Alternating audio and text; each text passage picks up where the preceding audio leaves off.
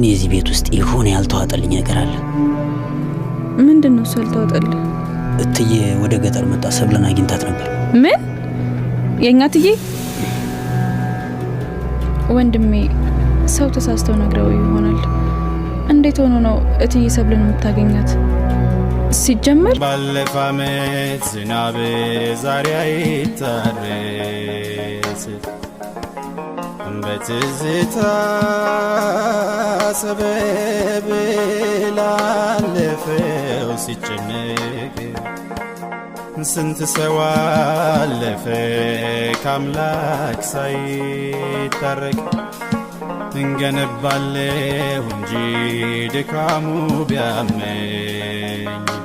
የወይዘሮ ሄለን ባለቤት እጅግ እያለቀሰና ደስ በሚል ድምፅ ዘፈነላት።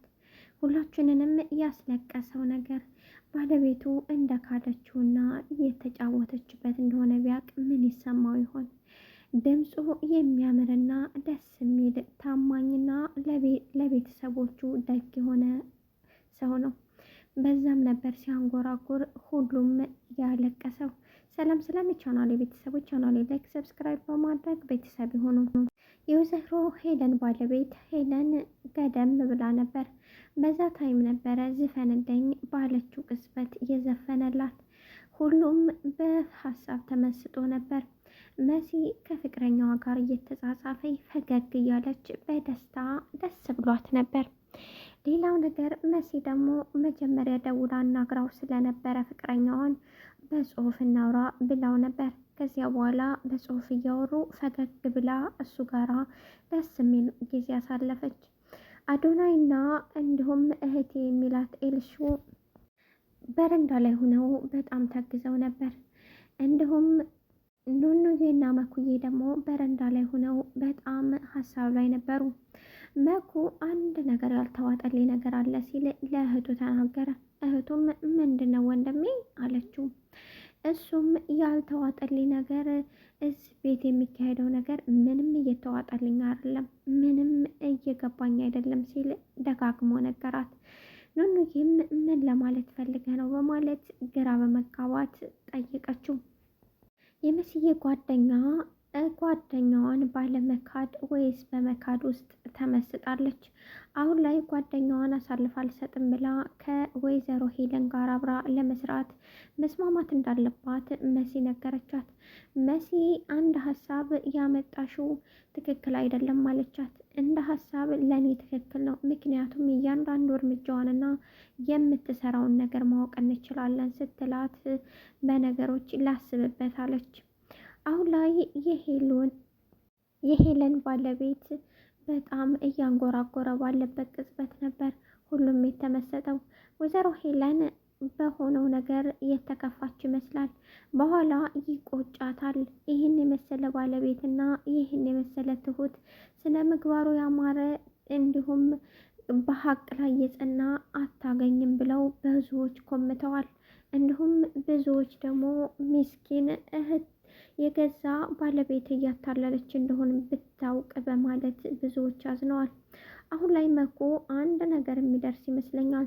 ተመልሶ ገጠር ከመጣ ወይዘሮ ሄለንን የሚያጋልጣትና እውነታውን የሚያውቀው ይመስለኛል። እዚህ ቤት እየተካሄደ ያለው ነገር ምንም እየገባኝ አይደለም፣ ግን አንቺ ራስሽን መጠበቅ አለብሽ ሲል ደጋግሞ ነበረ ኑኑዬን ያላት። ኑኑዬም ወንድሜ ምንም አይነት ስጋት እንዳይገባ አለችው። አሁን ላይ የመሲ ጓደኛ መኩዬን አፍቅረዋለች። እሱ እንዳናገራት ደጋግማ ፈልጋ ነበር። ነገር ግን እሱ ኮስተር ያለ ስለነበር መናገር አልቻለም። እሱን ለማሳት ስትል የማፈጥረው ነገር የላትም። ያም አልቀረም ፈገግ አድርገዋለች። ሳቁ እስከሚመጣ ድረስ መቆጣጠር መሲ ያሰበችው ተሳካ። ፈገግ አደረገችው፣ ደስ አላት። አሁን ላይ የሄለን ባለቤት ሁሉንም ነገር ደርሼበታለሁ፣ ጓደኛዬን የገደለችው ሴት እንደሆነችና በአካባቢው ያለው ሰው እንዳያት ሰምቻለሁ በማለት ለባለቤቱ ነገራት። ባለቤቱም በጣም ደነገጠች። አሁን ላይ ለጓደኛዋ ደውላ ይሄ ባለቤቴ እየደረሰበት ነው በማለት ነገረችው። አሁን ላይ ባለቤቷ ብቻ አይደለም መኩም የሆነ ነገር ተጠራጥሯል። ከሄለን ጋር ገጠር ድረስ የመጣችበትን ጉዳይ ተመልሶ ገጠር ሲሄድ በጣም ጀግናና ትሁት ስለሆነ ያንን ነገር ይነግሩታል። ምክንያቱም መኩ በሰፈሩ ጀግናና ተመቶ የማይገባ እንዲሁም የወጣት ኮስጣና የእህቶቹ መከታ ነው። በዚያም ምክንያት የእያንዳንዱን ነገር የሚያውቅ ይመስለኛል። አሁን ላይ የወይዘሮ ሄለን ቀኝ እጅ ሆነው አሁን ምን ማድረግ እንዳለበት ግራ ገብቶታል። ወይዘሮ ሄለን ቅጣት ይገባሃል ብለዋለች። እሱም በቃ ጠፍታለች ምንም ማድረግ አይቻልም ብሏታል። አሁን ላይ እሱ አንድ ብዙ ሚስጥሮችን የደበቀ ነገር ሆኖ እያለ ነገር ግን የወይዘሮ ሄለንና እንዲሁም የመሲ እናት ልጆቻቸውን ያቀያየረባቸው ማን ነው? ግራ የሚያጋባ የሁላችንም ጥያቄ ነው። መስዬ ሆስፒታል ልውሰድሽ ብላለች፣ ተጠራጥራኛለች።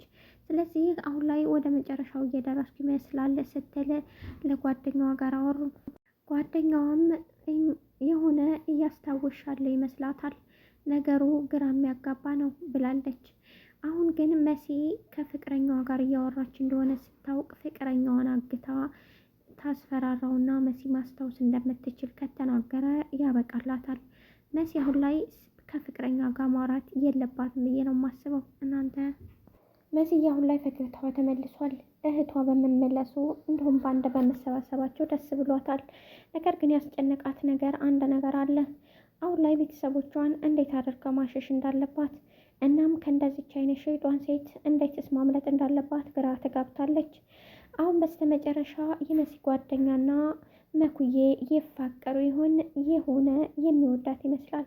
ነገር ግን የመሲ ጓደኛ አሁን ላይ ፍጥን አለች። የሆነ ፍቅር ነገር ስለያዛት የቸኮሌት ትመስላለች።